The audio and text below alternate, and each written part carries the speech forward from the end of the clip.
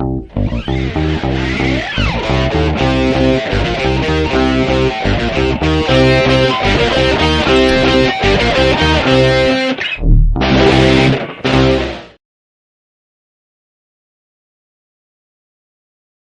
pessoal, meu nome é Ciro Alves e sejam todos muito bem-vindos, a mais uma aula fascinante da disciplina de Geografia.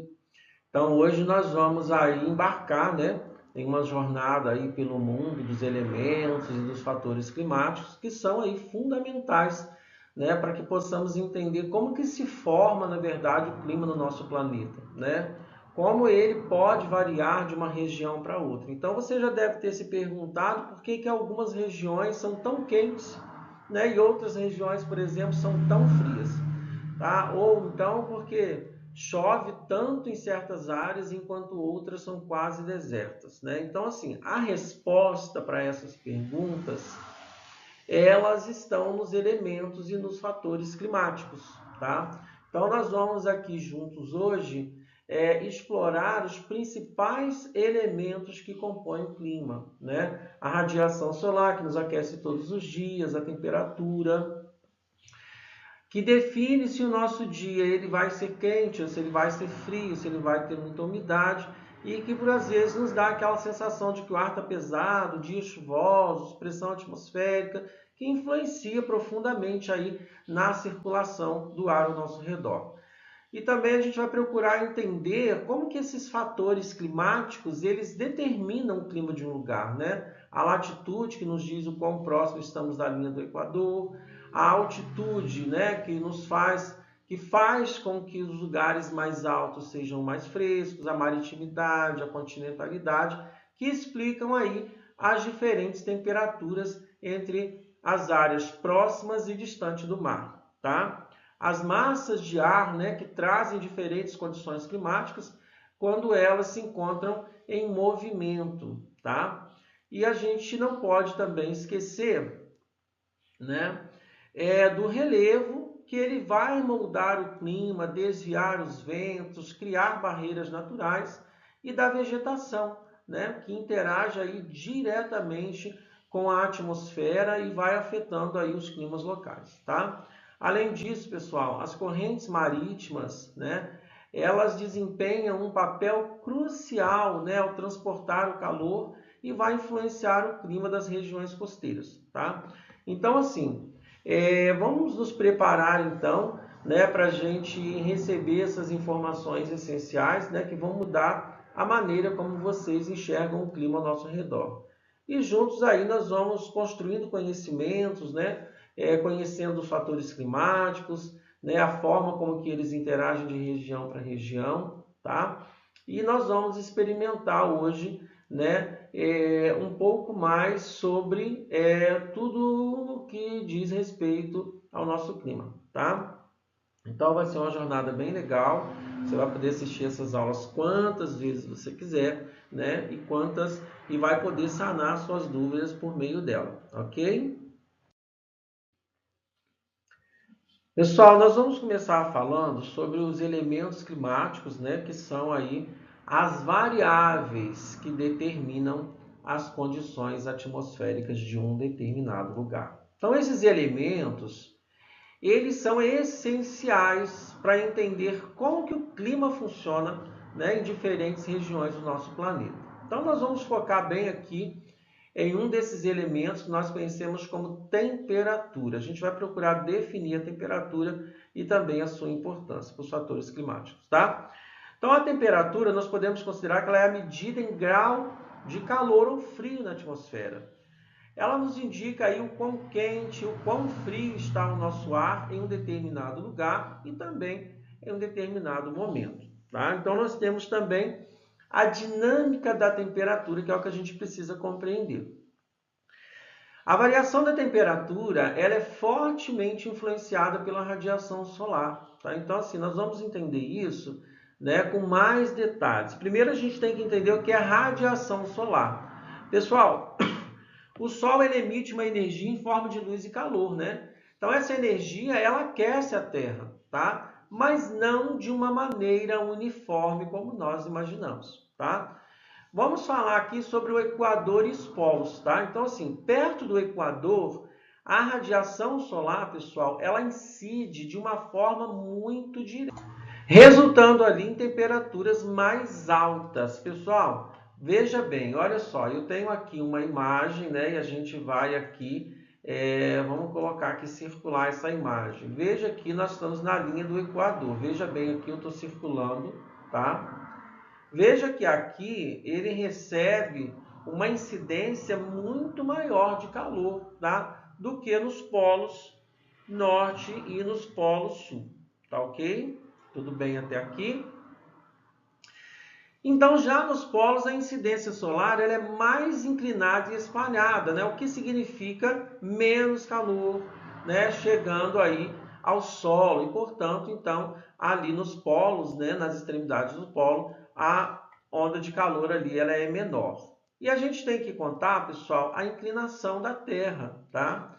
Nós temos ali a inclinação do eixo da Terra, que também desempenha ali um papel muito crucial, né? Por causa dessa inclinação, diferentes partes do planeta acabam recebendo ali diferentes quantidades de luz ao longo do ano, resultando ali nas estações do ano como a gente conhece. Então a gente vai dar aqui uma olhada, né, na imagem, a gente vai visualizar melhor essa imagem, vamos nos ater ali que essa imagem ela vai ajudar a nos explicar. Primeiro, ali na primeira imagem, nós temos ali elementos do clima, né?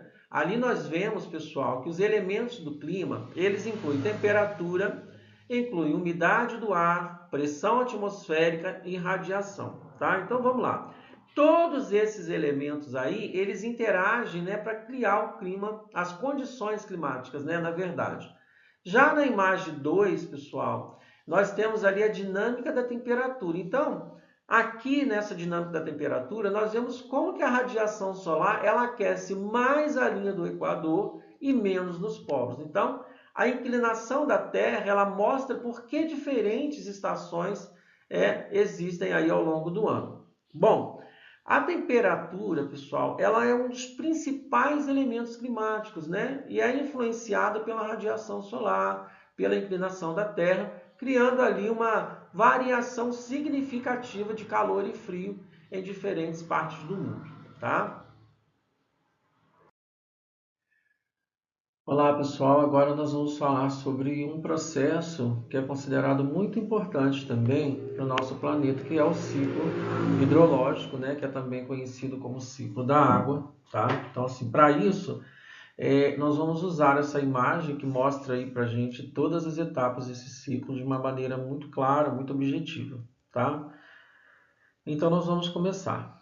Então, tudo começa, pessoal, com os raios solares, tá? Então, assim, o calor do Sol, ele faz com que a água dos rios, né? Não só dos rios, mas do lago, dos oceanos, ela evapore. Isso tudo é transformado em vapor de água que sobe para a atmosfera, tá? E aí acontece, né, a transpiração, que além dessa evaporação, as plantas também, elas liberam vapor de água através de um processo chamado transpiração, tá? Então, o que acontece? Isso acontece principalmente, né, pelas folhas das plantas, tá? Em seguida, acontece um outro episódio chamado condensação, que é quando o vapor da água sobe, né, e ela encontra ali camadas mais frias na atmosfera. Então, esse vapor, ele resfria, né, ele vai se condensando e é formando as nuvens. Tá? Então, a condensação ela é a transformação do vapor, né, de água em pequenas gotas de água ou cristais de gelo. Tá? Então, logo em seguida acontece a precipitação, que é quando as nuvens elas acumulam muita água, né? Então elas ficam muito pesadas e essa água ela cai de volta na superfície em forma de chuva, né? Chuva, neve, granizo. Então é um processo chamado aí de precipitação, tá? E aí tem a infiltração. Quando a água da chuva ela cai no solo, né, uma parte dela se infiltra e vai pelos lençóis freáticos, né, formando ali a água subterrânea. E isso é fundamental para estabelecer os poços e mananciais também, tá? E aí a gente vai falar em seguida do escoamento superficial, que a água que não se infiltra no solo, ela escoa pela superfície, né? Formando aí os riachos, os rios, e vão desaguar aí nos lagos e oceanos. Tá? Então, esse movimento da água pela superfície terrestre, ele é também chamado de escoamento superficial. Tá? E aí a gente tem uma outra questão chamada degelo, né? Então, nas regiões mais frias, as neves e os gelos elas derretem, né? Contribuindo aí para esse escoamento da água. Tá? Então, esse processo é chamado de degelo. Tá ok? A imagem que nós estamos aí utilizando, né, do ciclo hidrológico, né, ela mostra todo esse processo aí de uma forma muito integrada, né? Então, assim, nós vamos relembrar, né? A evaporação e a transpiração, né, adicionam ali vapor de água na atmosfera, tá? E esse vapor ele se condensa, formando assim as nuvens, tá? Então essas nuvens, elas liberam a água de volta para a Terra através de um fenômeno chamado precipitação, tá? A água então que é infiltrada ali no solo, formando ali, né, a água subterrânea ou escoada ali pela superfície através dos rios, dos lagos e oceanos, onde o ciclo ele novamente recomeça. Tá? Então esse ciclo ele é um ciclo contínuo, né? É essencial para a manutenção da vida na Terra, distribuindo ali a água para todas as partes do nosso planeta, ok? Pessoal, nós vamos falar agora sobre a questão da pressão atmosférica, tá? Que é um conceito demasiadamente importante para a gente entender de fato como que funciona a nossa atmosfera, né? Como que ela afeta aí o nosso dia a dia. Então nós vamos usar essa imagem, né, que compara a pressão atmosférica entre a cidade de São Paulo, né, e Santos ali, que é uma forma da gente facilitar a nossa compreensão acerca do assunto, tá? Então, primeiro a gente precisa se perguntar o que é a pressão atmosférica, né? A pressão atmosférica, pessoal, ela pode ser definida como a força que o ar exerce na superfície da Terra. E essa força ela é causada pelo peso da coluna de ar que está acima de nós. Então, vamos pensar na atmosfera como um grande cobertor que cobre todo o nosso planeta, tá? E para a gente começar o assunto, a gente precisa falar de altitude vezes pressão atmosférica. Vamos entender o que é altitude. Pessoal, a altitude de um lugar, né, ou seja, sua altura em relação ao nível do mar, ela vai afetar, pessoal, a nossa pressão atmosférica. Então, nós vamos entender como que isso, né, acontece ali usando o exemplo de São Paulo e Santos, tá? A gente sabe que São Paulo, né, pessoal, ela está a 150 metros acima do nível do mar. Então, isso significa que há uma menor coluna de ar em cima da cidade, tá? Com menos ar em cima, a pressão atmosférica, obviamente, será menor, tá? Diferentemente de Santos, né, que está ao nível do mar. Então, perceba que a coluna de ar ela é maior, ou seja, né, há mais ar pressionando ali a superfície. Isso vai resultar em uma maior pressão atmosférica, tá? Então aí nós vamos comparar a pressão. Então nós vamos observar mais uma vez aí a nossa imagem e perceber que em São Paulo nós vemos que a coluna de ar ela é menor, né?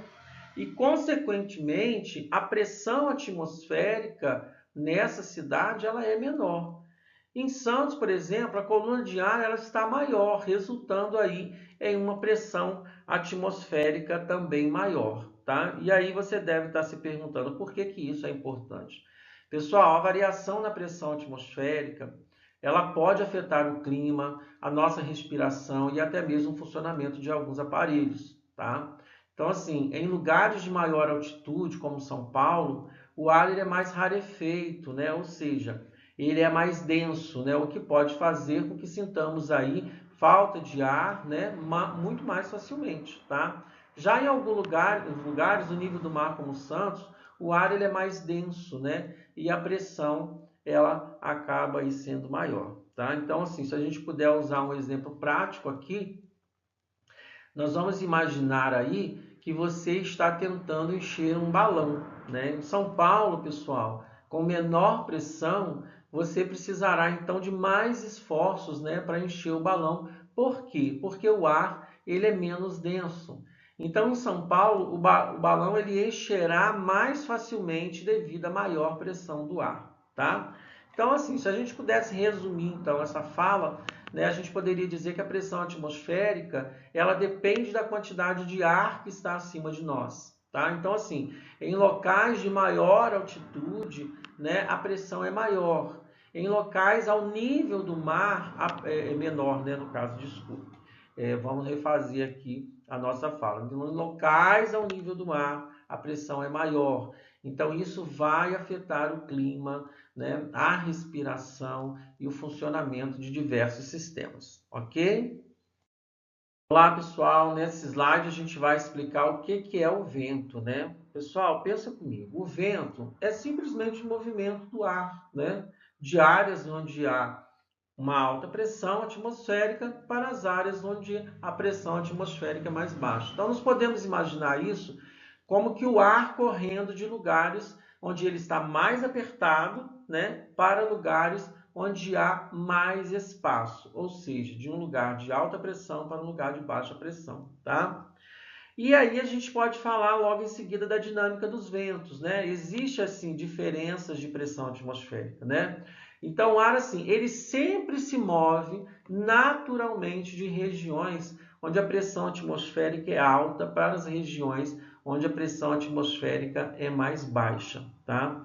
Então vamos pensar aqui numa garrafa de refrigerante. Quando você abre a tampa, o gás, o que acontece com esse gás? Ele se move rapidamente de dentro para fora, né? Onde a pressão é alta para onde a pressão ela é menor, né? Então, quando nós falamos do vento, né? A ideia ela é sempre a mesma, só que em uma escala muito maior, né? Uma escala assim, envolvendo ali grandes massas de ar, tá? Tudo bem até aqui? A gente vai precisar falar também, pessoal, da rotação da Terra, né? Ou efeito de Coriolis ou Coriolis, tá? A rotação da Terra ela também vai influenciar ali de forma significativa o movimento do vento. E isso acontece por causa de um efeito chamado efeito Coriolis ou efeito Coriolis, tá? E por causa da rotação, pessoal, os ventos eles não se movem numa linha reta. No hemisfério norte, por exemplo, os ventos eles tendem, por exemplo, a se desviar para a direita. E no hemisfério sul eles se desviam para a esquerda. É como se a Terra estivesse assim, girando e puxando o vento para o lado, né, enquanto ele se move, tá? E qual é o resultado disso, tá? A combinação dessas forças, elas vão criando ali padrões de ventos que variam globalmente, né? E esses padrões, eles são importantes por quê? Porque eles vão influenciar o clima, né, em diferentes regiões do nosso planeta, tá? Por exemplo, pessoal, os ventos alísios, né, que são ventos ali constantes, que sopram, né, ali dos trópicos, né, em direção à linha do Equador, eles ajudam ali a distribuir o calor, né, do planeta, influenciando ali diretamente ali no clima das regiões consideradas tropicais. Então vamos resumir. O vento ele é o movimento de áreas de alta pressão para as áreas de baixa pressão, tudo bem? A rotação da Terra ela afeta a direção do vento, né, fazendo com que ele se desvie diretamente no hemisfério norte para a esquerda e no hemisfério sul para a direita. Então, esses movimentos de ar, né, eles criam ali padrões de ventos que vão afetar ali o clima global, tá? Então, pessoal, pense, para a gente fixar isso, vamos pensar assim, ter uma ideia aqui para a gente pensar. Pense no vento como um mensageiro, tá? O que o mensageiro faz? Ele viaja levando a notícia, o vento levando o ar, né, de um lugar para o outro, ali, empurrado ali pelas diferenças de pressão e também pela rotação da Terra. Então ele nunca viaja numa linha reta por causa da rotação da Terra, né, que vai desviando ali ele do caminho. Então esse movimento ele é contínuo, né, e ele ajuda a regular aí as temperaturas, né, e o clima do nosso planeta. Tudo bem?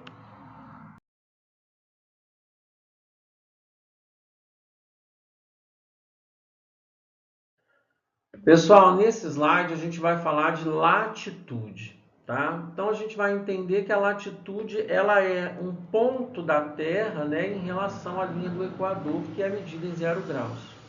Veja, o Equador ele está em 0 graus de latitude, né, enquanto os polos norte e sul estão a 90, né, respectivamente, tá? Então a gente precisa falar inicialmente da incidência dos raios solares, né? Então assim, a imagem ela mostra, né, que a Terra ela é dividida em diferentes zonas de latitudes, né? E como esses raios solares eles atingem essas zonas de maneiras distintas, ou seja, de maneiras diferentes. A gente vai falar das altas latitudes que estão mais próximas aí dos polos, tá? Então, pessoal, nas altas latitudes, tanto no hemisfério norte quanto no hemisfério sul, os raios eles chegam, né, os raios solares eles chegam de forma oblíqua, né, ou seja, inclinada, tá? Então isso significa que a energia ela é espalhada por uma área maior, resultando ali em menos calor. Por isso que essas regiões que estão mais próximas dos polos, elas acabam sendo mais frias, tá? Um exemplo disso ali que a gente pode perceber é a Groenlândia, né? A Antártida. Então, a gente precisa agora falar das baixas latitudes, né? Que estão mais próximas ali à linha do Equador. Bom, nessas baixas latitudes, pessoal, os raios solares, eles incidem ali de uma forma mais direta, quase que vertical mesmo, tá? Então aqui a energia solar ela é concentrada ali em uma área menor, né, resultando ali em mais calor. E é por isso que as regiões próximas ao Equador, elas são mais quentes. Por quê? Porque elas recebem mais luz solar ao longo de todo o ano, tá? Exemplos disso, Brasil, Indonésia, né, o Quênia, são tudo regiões ali que recebem maior incidência de luz e calor durante o ano todo.